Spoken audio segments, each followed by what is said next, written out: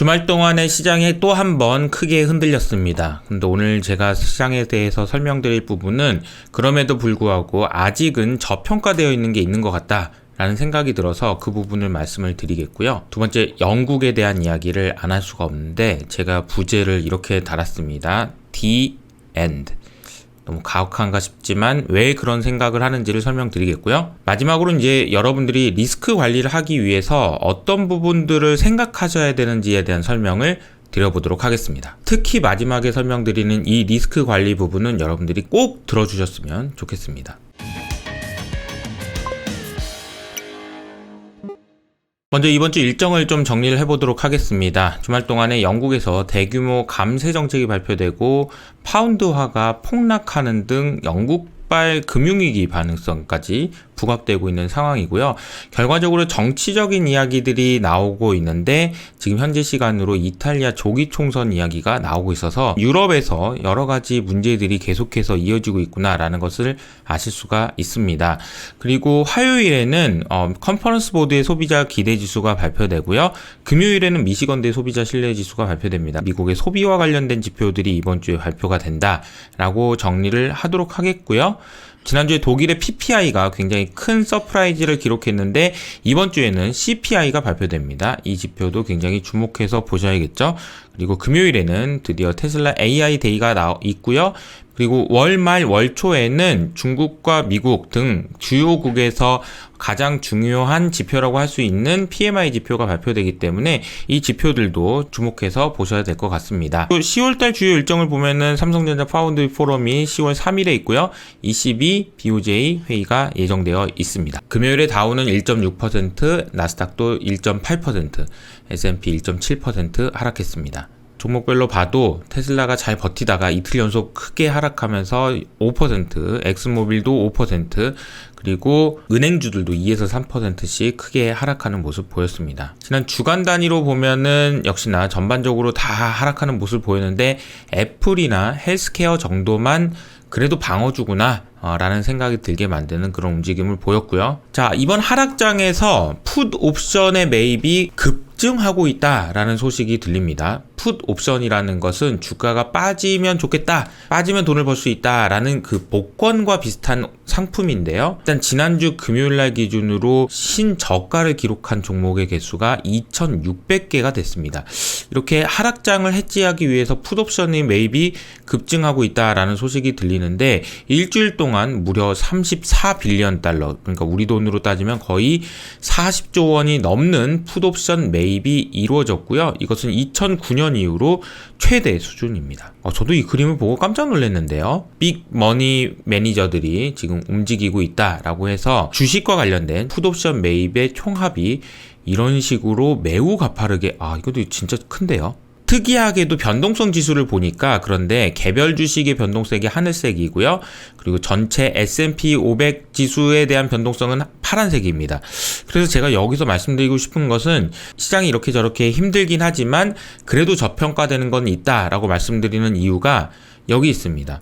빅스 지수는 여전히 30에 불과합니다. 그래서 왜 이런 현상들이 나타났는지를 저도 분석을 해보면 많은 분들이 이렇게 이야기를 하시는 것 같더라고요. 주식을 다 팔아버려서 변동성을 살 이유가 없다, 해지할 필요가 없으니까 라고 생각하시는 분도 있는 것 같고요. 변동성을 사봤더니, 빅스를 사봤더니 해지도 안 되더라 라는 의견들도 가지신 분들이 있는 것 같습니다. 그래서 이 그림은 VVIX라고 해가지고 빅스 지수의 변동성이거든요. 그러니까 변동성의 변동성이라는 개념인데 이것을 보면은 빅스가 얼마나 인기가 없었는지 2022년 내내를 알 수 있고요. 사실 지금 상황이 조금 더 어려워질 수 있다라는 확률에 대비하고 싶으신 분들한테는 이 빅스 인덱스가 상당히 좋은 해지 수단이 될 수 있겠다라는 생각입니다. 금리 움직임도 보면 2년물 금리가 4.2% 그리고 10년물 금리는 3.6%가 되겠습니다. 50bp 이상 차이가 나고 있습니다. 역대급이죠. 자, 그리고 모기지 채권에 대한 얘기가 계속 나오고 있는데요. 기사 제목을 보면은 연준이 모기지 채권 파는 거 일단 당장은 아니야. 그러니까 모기지 채권이 랠리를 했다라는 이야기인데요. 이런 이야기가 나오는 이유를 다시 한번 정리해서 말씀드리면 지금 연준은 미국 국채를 지금 이런 식으로 단계별로 줄이고 있습니다. 6월 1일부터 줄이고 있죠. 그런데 모기지 채권 MBS 같은 경우에는 연준이 들고 있는 MBS의 비중은 이렇게 늘었다가 다시 좀 줄이는가 싶더니 또 다시 늘었다가 이런 식으로 반복되고 있습니다. 돈을 회수해야 되는데 MBS 시장에서는 전혀 회수를 못하고 있으니까 시장에서는 이런 식으로 하다 보면 연준의 계획대로 못하겠네. 그러면 이번 FOMC 회의에서 혹시 파월이 이거 우리 그냥 시장에 내다 갖다 팔 거야 라고 얘기하면 어떠나 떨고 있었는데 다행히 2.7 트릴리언 달러의 모기지 채권은 매각을 하지 않겠다, 보류한다, 고려하지 않고 있고 빠른 시일 내에 있을 것 같진 않다. 모기지 채권의 시장이 9조 달러라는 걸 감안하면 연준이 3분의 1을 들고 있는 거잖아요. 이 3분의 1을 들고 있는 걸 판다? 상상하기 어려운 거죠. 매각 보류 중이라는 소식에 와 기분 좋다라고 생각을 하면서 랠리를 펼쳤다는 얘기인데 참 우픈 이야기인 것 같습니다. 실제로 보면 6월 3일 그러니까 이제 3개월 전에 모기지 채권 정말 크레이지하게 싸다, 미친 듯이 싸다 라고 하셨던 분이 있는데 이때 이후로 금리가 2배 이상 올라서 이분은 지금 뭐 하고 계실지 모르겠네요. 자, 주식도 채권도 힘들다. 자, 파월의 표정이 참 다양하다라는 걸 알 수 있는데요. 두 가지만 말씀드릴게요. 첫 번째는 미국 국채의 유동성 지표를 확인해 보면 매우 심각하게 악화되고 있다라는 걸 여러 차례 말씀드렸고요. 이것이 내관이 될 수 있다라는 말씀을 드리고 있습니다. 두 번째는 영국 국채 5년물인데요. 아이고 이거 어떡합니까? 금리가 계속해서 올라가는데 이런 식으로 장대 양봉이 나왔다는 것은 상당히 위험하다라는 걸 말하고 있습니다. 자, 이 검정색 선은 미국의 배당 수익률입니다. 그러니까 배당 수익률이 검정색, 빨간색이 미국 10년물 금리가 되겠는데요. 자, 코로나 당시에는 지금 배당 수익률이 10년물 금리보다 훨씬 더 높으니까 주식을 가지고 있는 것이 훨씬 더 유리했었는데요. 지금은 반대로 10년물 금리가 4%에 육박하는 상황이라서 주식을 들고 있을 때 얻을 수 있는 배당 수익률의 2배가 넘는 것을 보장해준다. 그러니까 주식의 매력이 떨어진다라는 것은 인정해야 되는 사실인 것 같습니다. 엔화와 관련해서는 지난주 목요일 날이었죠. 당국에서 엄청난 규모의 개입이 이루어지면서 엔화 약세가 막히고 엔화 강세로 전환되는 빨간색이 강세라고 보시면 되는데요. 이렇게 생각하려면은 엔화 강세가 되려면은 일본 정부가 들고 있는 달러를 갖다 팔고 엔화를 사야 엔화가 강세가 되잖아요. 근데 달러를 갖다 팔아야 되는데 어디서 났냐는 거죠. 그래서 시장의 생각은 그럼 일본이 들고 있는 미국 국채 파는 거 아니야? 라는 우려들이 있지만 블룸버그에서는 아니야. 국채 파는 거 아니고 국채를 맡기고 달러 빌려주는 거 있어. 그거 쓸 거야.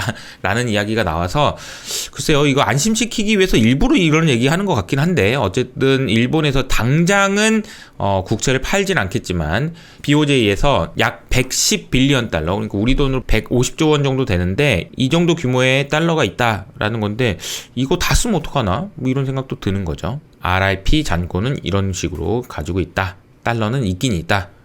누가 모르나요? 유가입니다. 유가도 금요일날 5%나 급락하면서 70불대까지 내려왔습니다. 천연가스를 보면은 6.8불까지. 미국의 천연가스 가격도 굉장히 빠른 속도로 하락하고 있고요. 유럽의 천연가스 가격도 200유로 언더에서 지지받고 있는 상황입니다. 원자재 지수가 2개월 내 최저 수준까지 떨어졌다라는 소식이 들리는데요. 이 내용을 자세히 보시면 가장 중요한 이유는 경기 침체 우려 그리고 달러 강세 때문일 겁니다. 블룸버그에서 산출하는 원자재 스팟 인덱스를 보면은 이게 7월달 이하 수준까지 내려가서 이 원자재 자체도 약세장에 진입했다라는 이야기가 들리면 인플레이션이 잡힌다라는 측면에서는 상당히 긍정적으로 해석할 수 있지 않을까라는 생각이 듭니다. 이것도 굉장히 좀 인상적이었는데요. 러시아가 자국 내에서 밀이 쌓이고 있다. 밀 값이 너무 천정부지로 올라서 걱정이다라는 이야기가 나왔었는데 올해 밀 풍년인가 봐요. 그래서 수확량이 역사적인 수준을 기록했고 보관량이 급증하고 있다. 그렇군요. 수확량이 굉장히 많을 것 같다라는 이야기가 나오고 있습니다. 두 번째로 영국에 대한 소식을 자세하게 전해드리겠습니다. 부제는 The End. 끝난 것 같은데 어떡하나요? 이번 달 초에 저희가 영국 위기 꼭 알아야 할 3가지 사실이라는 제목을 가지고 김명준 RA와 함께 같이 썼던 글을 올려드린 적이 있는데요. 일단 이때 있었던 여러 가지 문제점들, 가장 약한 고리라고 할 수 있는 유럽 내에서도 가장 약한 것 같다라고 말씀드렸는데 결과적으로 지난 주말에 영국이 큰 문제가 났습니다. 뭐 얼마나 심각한 문제길래 그래 그러면은 영국의 10년물 금리를 보시면요. 8월 달부터 1.8%에서 쭉쭉쭉쭉 올라가다가 위로 슈팅 해버렸습니다. 3.8%를 기록했네요. 얼마나 심각한 것인지를 보여드리기 위해서 1995년부터의 금리 흐름을 가져왔는데요. 어느 때보다도 빠른 속도로 올라가고 있다는 것을 아실 수가 있겠죠. 이러다 보니까 파운드화는 3.6% 하락했습니다. 사실 뭐 환율이 3.6% 뭐지? 이렇게 생각하실 수가 있는데요. 그림을 보시면 평소에 환율은 이런 식의 그 움직임을 보입니다. 그런데 금요일날 보였던 파운드화는 여기서부터 여기까지 하락하는 모습을 보였습니다. 굉장히 큰 폭으로 하락했고 이것이 약세를 보이던 와중에 진행된 것이라서 더 큰 충격을 줬던 것 같습니다. 이것도 역시 1993년부터 지켜보면 유례가 없을 정도로 하락하는 모습을 보였습니다. 그래서 블룸버그에서는 영국의 신뢰가 깨진 날로 기록하고 있는 것 같고요. 영국의 위기가 왜 이렇게 나타났냐 정리를 해보면 이렇습니다. 우선 영국 정부에서 인플레 때문에 다들 힘들지, 신임 리즈 총리가 나오면서 영국 정부에서 인플레 때문에 다들 힘들지, 그러니까 내가 600억 파운드 정도 풀어줄게, 가계에 310억, 기업 290억, 싸우지 말고 잘 써 라고 얘기를 했고요. 돈을 쓴다는 얘기죠. 뭐 여기까지는 뭐 그럴 수 있을 것 같습니다. 그런데 그러면 돈이 어디서 나잖아요? 근데 세율도 낮춰줄게. 다들 힘들잖아. 기본 세율도 낮추고 법인세 올리려고 했던 것도 그냥 아예 취소. 그럼 돈이 어디서 나지? 영국 정부가?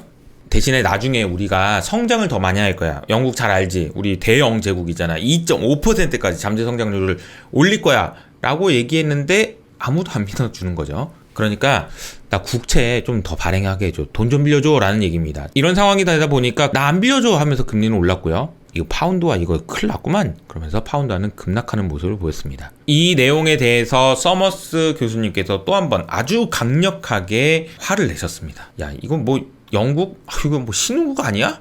이런 이야기도 하셨고 스스로 이거 침몰하고 있구만. 이런 이야기도 하셨습니다. 파운드화 앞으로 더 하락해도 전혀 놀랍지가 않다. 라고까지 이야기하면서 정말 독설을 내뱉었는데 그러면서 이번 재정정책이 최악의 매크로 정책으로 기억될 것이다 라는 이야기도 덧붙이셨습니다. 영란은행에서 긴급회의를 다시 열어야 되는 거 아니냐 이런 이야기까지 좀 나오고 있는 상황이라서 여러 가지 좀 어려운 상황이 이어지고 있는 것 같고요. 외환위기 가능성까지 나옵니다. 야, 영국이 외환위기요? 그래서 영국 재무장관의 감세정책 발표 후에 정말로 FX 딜러분들이나 이런 분들의 인터뷰를 보니까 진짜 깜짝 놀란 것 같더라고요. 아니 이게 말이 되는 소리야? 아니 무슨 애기도 아니고 뭘 돈 달라고 이렇게 투정, 아이고 뭐야 이거 이러면서 굉장히 좀 충격을 많이 받은 것 같습니다. 게다가 지금 소비자 심리가 너무 최악인 상황이에요. 소비 심리는 가장 역대급으로 안 좋은 상황이라는 것을 아실 수가 있습니다. 대영 제국이 이거 큰일 나나요? 라는 생각이 들게 만드는 그림이 또 있죠. 얼마 전에 저도 보여드렸던 그림인데 올해 아마도 영국의 GDP를 인도가 넘어설 것 같습니다. 이런 날이 또 오는군요. 좀 더 자세히 들어가 보면 에너지 부족과 위기 때문에 유럽 연대가 깨질 수도 있다라는 이야기가 나오고 있는데요. 내용을 좀 더 자세히 보면은 국제에너지기구 사무총장인 피터 비롤이라는 분이 두 가지 시나리오가 있다. 첫 번째, 서로 돕고 협력하는 시나리오. 둘째, 협력하지 않고 자국만 신경 쓰는 시나리오. 두 번째 시나리오도 걱정된다라는 얘기인데 안타깝게도 지금 유럽 내에서 정치적인 이슈들이 생기면서 정부가 바뀌면서 이런 영국과 같은 사태들이 나타날 수 있는 가능성이 있는 것 같습니다. 그것이 이탈리아죠. 지금 뭐 조기 총선을 하고 있는 것으로 알고 있는데 여기서 정말 차기 총리로 조르지 멜로니가 유력한 상황이고요. 이게 이제 극우 중에서도 극우로 알려져 있어서 이분이 되고 나서 과연 뭐 유럽 나갈 거야 둥둥 여러 가지 혼란스러운 상황이 벌어지면 어쩌나 시장은 걱정하고 있습니다. 올 겨울에 에너지 위기가 올 수도 있다. 4가지 리스크가 있는데 국제금융센터에서 정리했습니다. 겨울철에 이상 한파가 발생할 경우 아니면 러시아가 천연가스 공급을 완전히 중단할 경우 그리고 북아프리카에서 가스 생산국에서 정정 불안이 일어날 수도 있고 주요 파이프라인 사고 등의 돌발 변수가 일어날 수도 있다. 뭐 4가지 리스크가 현실화될지 여부는 알 수 없지만 올 겨울에 에너지 위기가 올 수 있다라는 그런 긴장감은 시장 내에서 계속 커지고 있다라는 건 알 수 있습니다. 그래서 블룸버그에서도 2023년 말까지 에너지 위기가 지속될 거라는 전망들도 나오고 있습니다. 유럽의 상황이 정말 쉽지 않은 것 같아요. 자, 마지막으로는 여러분들 위험 관리, 리스크 관리에 대한 이야기를 해보도록 하겠습니다. 사실 이미 주식시장이 많이 하락한 상황에서 이런 말씀을 드리는 것이 어려운 이야기이긴 하지만, 그럼에도 불구하고 제 주변 분들과 상담을 해보면 이 말씀은 꼭 드리면 좋을 것 같다라는 생각이 들어서 오늘 특별히 말씀을 드려보도록 하겠습니다. 리스크 관리에 대한 이야기입니다. 이호석 아카데미 네이버 프리미엄 컨텐츠에 리스크 관리의 모든 것이라고 해가지고 아주 자세하게 정리를 해놨으니까 이 내용을 꼭 한번 읽어보시면 좋을 것 같고요. 리스크라는 것이 무엇인지에 대해서도 여러분들 생각해 보실 필요가 있는 것 같아요. 여러분, 리스크가 뭡니까? 리스크 하면 여러분들이 당장 떠오르는 생각은 아마 위험일 겁니다. 그런데 그때 떠오르는 그 위험이라는 단어랑 가장 비슷한 뜻을 갖는 영어 단어는 danger일 거예요. 이 danger. 그러니까 위험하다라고 생각하는 리스크와 데인저는 좀 다른 개념이라는 겁니다. 그럼 리스크라는 것은 뭐냐라고 한다면, 리스크는 불확실성에 얼마나 노출되어 있는지를 나타내는 것을 리스크라고 이야기합니다. 그래서 리스크는 오히려 danger, 위험이라고 해석하기보다는 이렇게 불확실성이라고 해석하는 것이 맞습니다. 위험하다, 리스크가 있다라는 말은 위험하다라는 말이기도 하지만 동시에 올라갈 수도 있고 더 좋아질 수도 있다라는 것을 의미하기 때문입니다. 좋아지는 것도 업사이드 리스크라는 표현을 쓰는 이유가 여기에 있죠. 이 불확실성, uncertainty, 이쪽으로 갈지 저쪽으로 갈지 모르겠고 주가가 오를지 빠질지 아니면 영국이 괜찮아질지 더 심각해질지 등등 아무것도 잘 모르겠다, 이렇게 불확실성이 매우 큰 상황이라는 것을 여러분들이 지금 잘 알고 계신 상황일 거고요. 그러나 그런 불확실성이 큰 상황이기 때문에 투자 선택을 잘 했을 때 돌아올 수 있는 리턴도 굉장히 크다라는 것을 아실 수가 있을 겁니다. 그런데 여기서 그러면 리스크가 위험한 게 아니고 불확실한 거라면 불확실성을 제어하기 위해서, 불확실성을 관리하기 위해서 필요한 것은 무엇일까요? 가장 중요한 것은, 그래서 제가 옛날에 학교 다닐 때 교수님께서 이런 질문을 하신 적이 있어요. 야, 리스크 매니지먼트, 리스크 관리 이러는데 관리되는 리스크가 그게 무슨 리스크냐? 관리됐는데. 이런 질문을 해주셔서 제가 한동안 그 머리를 긁적긁적 거리다가 제가 했던 대답이 뭐였냐면, 그래서 리스크를 측정하는 것이 먼저인 것 같습니다. 리스크가 얼마나 되는지를 measure하는 것이 중요한 것 같습니다. 라고 말씀을 드렸거든요. 그래서 중요한 것은 뭐냐면요. 위험이라는 걸, 불확실성이라는 것을 여러분들이 관리하기 위해서 제일 중요한 것은 measure, 측정해야 되는 겁니다. 얼마나 큰 건지, 내가 가지고 있는 위험이 얼마나 큰 건지를 생각해야 된다. 자, 이게 첫 번째 중요한 포인트입니다. 두 번째는, 위험 관리해야 되니까 주가가 오늘 뭐 빠질 것 같고, 그러니까 HTS 열어서 손실 확인하고, 손절매를 해야 되겠다, 위험하니까 위험 관리해야지 라고 생각하시는 분들이 있다면 그것은 위험 관리가 아니라고 제가 확실히 말씀드리겠습니다. 그것은 손절매지 위험 관리는 아니에요. 왜냐하면 이미 확정된 손실은 불확실성이 없습니다. 손실은 불확실성이 없어요. 앞으로 일어날 일이 불확실성이 있는 것이지, 이미 손실이 난 것은 불확실성, 리스크 관리가 아니라는 거죠. 그래서 로스컷과 위험 관리는 구분을 하셔야 된다라는 말씀도 드리고 싶습니다. 그래서 중요한 것은 앞으로 일어나지 않은 일에 대해서 혹시라도 일어나면 나에게 어떤 영향을 줄 수 있는지를 직접적으로 숫자적으로 체크하거나 측정할 수 없더라도 생각을 해보시는 것들이 여러분들에게 도움이 된다라는 말씀을 드리고 싶고요. 그래서 중요한 말이 This time is different입니다. 이번에는 다르지라고 얘기하는 것이 굉장히 큰 비용을 치른다라는 말씀을 많이 들으실 거예요. 이 그림을 보시면은 이때 항상 이번엔 다르지 하다가 결국에는 다 올라서 이렇게 올랐는데 이번엔 다르지 하면서 맨날 위기 조장하고 그래봐야 돈도 못 벌고 안 된다라는 이야기를 하시는 분들이 많습니다. 저도 그 부분에 대해서 충분히 공감하죠. 그러나 리스크를 관리한다라는 얘기는요, 이번에는 다를 수도 있다라는 생각을 하면서 관리를 하는 거지, 이번에도 똑같다는 생각을 하면서는 리스크 관리를 할 필요가 없습니다. 그래서 리스크 관리를 하기 위해서는 이번에 다르다면 과연 과거랑 무엇이 다를 것인지에 대해서 고민하는 것이 반드시 필요하다라는 말씀을 드리겠습니다. 그래서 아마 저도 당분간 좀 이번에는 다를 수 있는 이야기들을 말씀드리겠는데, 이번에는 다르니까 이번에 뭐 숏 베팅을 하세요, 뭐 주식을 다 파세요, 이런 얘기로 해석하지 말아 주시고요. 오히려 그럴 가능성에 대비한다면 나는 무엇이 필요한지에 대한 생각을 해보시는 것도 중요할 것 같습니다. 그래서 제가 이제 마지막 정리를 하면서 이런 설명을 드려보도록 하겠는데요. 주가가 이미 많이 빠진 상황에서 주식을 팔라라는 조언은 옳지 않습니다. 여기서 주식을 팔라? 이거는 옳지 않아요. 하지만 한 가지 확실한 조언은 있는데요. 그것은 제가 생각할 때는 종목의 숫자는 반드시 줄였으면 합니다. 제가 들어보면 너무 많은 종목을 가지고 계신 분들이 많아요.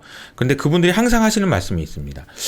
근데 이게 종목의 개수가 많아야 분산 투자가 돼서 위험이 해지된다고 하던데요. 이런 말도 안 되는 소리를 죄송합니다. 말은 되죠. 그런데 저는 이 부분에 대해서 강력하게 반대하는데요. 이유는 뭐냐면은 분산 투자를 위해서 종목 수를 늘리신다면은 그 종목 수를 줄이고 그냥 지수 인덱스를 사시는 게 훨씬 더 유리합니다. 그러니까 말도 안 되는 얘기를 하는 거죠. 두 번째는 뭐냐면은, 두 번째 이유가 더 중요한데요. 리스크가 얼마나 되는지를 측정해야 된다고 했잖아요. 리스크를 측정할 수도 없는 수많은 종목을 가지고 있는 것이 얼마나 위험한 것인지를 여러분들이 생각해 보셨으면 좋겠습니다. 두 번째로는 이런 말씀 하면은, 야, 이거 종목 다 팔란 얘기냐? 그럼 올라가면 어떡하냐? 라고 얘기하시는데, 그러면 업사이드 리스크가 있다라는 것도 말씀드립니다. 이미 주가가 많이 빠진 종목일수록 10%, 20% 오르는 건 굉장히 쉬운 일이기 때문에 그렇게 허탈한 감정을 느낄 수가 있습니다. 그럼에도 불구하고 종목 숫자는 오르면 파는 방식이든 어떤 방식을 써서라도 여러분들이 꼭 냉정하게 생각해서 주식의 개수는 줄였으면 좋겠고요. 세 번째는 여러분들이 수익률을 보지 마시고 그 종목의 비중을 보시면 좋을 것 같습니다.